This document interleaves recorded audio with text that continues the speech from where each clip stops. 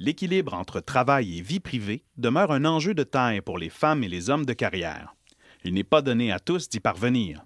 Mener à bien sa profession, passer de bons moments avec les camarades, avoir des passe-temps, prendre soin de soi et de ses enfants, et surtout avoir une conjointe qui nous soutienne sont des facteurs clés pour y arriver. Jean-Marc Bourgeois a prouvé à chaque instant de son existence qu'il est possible de réaliser cet objectif. Né aux îles de la Madeleine le 25 octobre 1932, il est le quatrième d'une famille de 12, 5 filles et 7 garçons.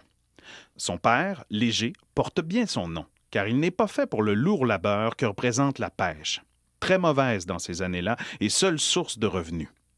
À l'instar de dizaines d'autres familles, Léger Bourgeois et Bertha Lafrance décident de quitter les îles à l'été 1941, avec leur progéniture en plein effort de guerre.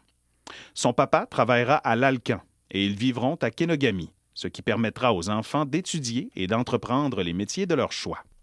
C'est donc à Chicoutimi que l'élève studieux complète son cours classique de 1946 à 1954 et partage ses loisirs entre la lecture, le sport, le chant et la fanfare. Puis, il étudie aux universités de Québec et Montréal en droit et relations industrielles, pédagogie et bibliothéconomie.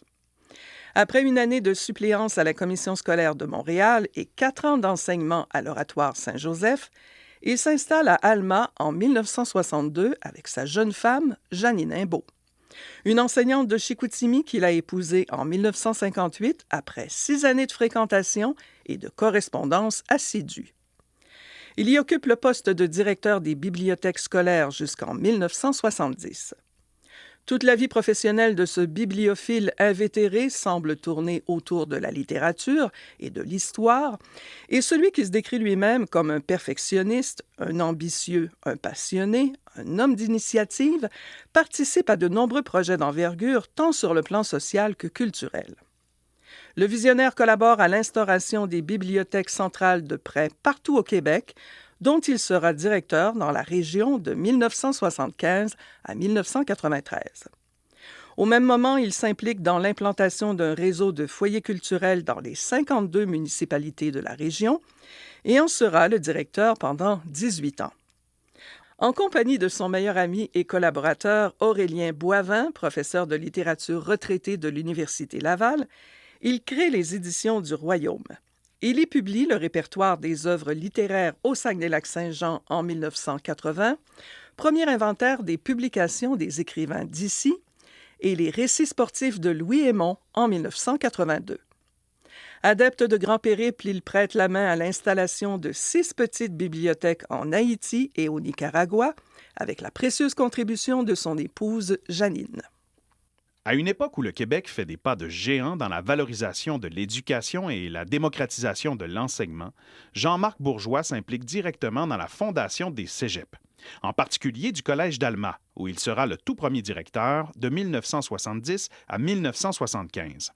À son instigation, le scolaire et le municipal s'unissent pour mettre en place le complexe sportif Le Creps et l'auditorium d'Alma, à même les écoles polyvalentes afin de faire la promotion de l'activité physique et des arts de la scène pour les rendre accessibles. Et ce n'est pas tout. Sa nature créative s'exprime bien au-delà de sa retraite en 1987. Comme organisateur des rencontres du Conventum du séminaire de Chicoutimi, par exemple, où il est archiviste, ou comme membre du chœur Aquilon d'Alma, dont il rédige le document relatant les 50 ans de la chorale. La construction et rénovation de ses chalets, maisons et meubles, la chanson, le sport, la chasse, la pêche, tout intéresse ce boulimique de connaissances, ainsi que les voyages, Gaspésie, île du Prince-Édouard, Vermont, Thaïlande, Italie ou Costa Rica. Ce parcours de la planète lui permet de découvrir des cultures captivantes et de satisfaire sa débordante curiosité. De 2006 à 2015, le couple déménage à Québec, à mi-chemin entre Montréal et Alma, afin de se rapprocher des leurs. Puis, ils reviennent terminer leur jour au Lac-Saint-Jean, là où ils auront passé la majeure partie de leur vie. L'actualité, les mots croisés, la musique classique, le théâtre, la lecture, évidemment, garderont son esprit alerte à ce fondateur devant l'Éternel, jusqu'à ce qu'il décède paisiblement le 5 avril 2020, quelques années après sa bien-aimée. Nous portons en nous, tout au long de notre existence, des convictions qui lui donnent un sens et une direction. Peu importe de quelle façon nous les appliquons. Jean-Marc Bourgeois avait un très fort sentiment d'appartenance pour sa terre d'adoption et a fortement contribué à son développement, même s'il n'a jamais oublié ses fières origines madoliniennes et acadiennes. Si l'on pouvait parfois percevoir son accent des îles, c'est l'humain de cœur que l'on reconnaissait avant tout en le croisant, en harmonie avec lui-même et satisfait de son parcours. Mais c'est son histoire d'amour avec Janine et leurs enfants, Claudine, Daniel, Martine et Carole, et ses 4 petits-enfants, qui aura été sans aucun doute sa plus grande fierté et sa plus belle réussite. Et d'avoir assouvi ce désir, profondément ancré chez lui, de laisser une trace ineffaçable du passage de sa génération dans notre société.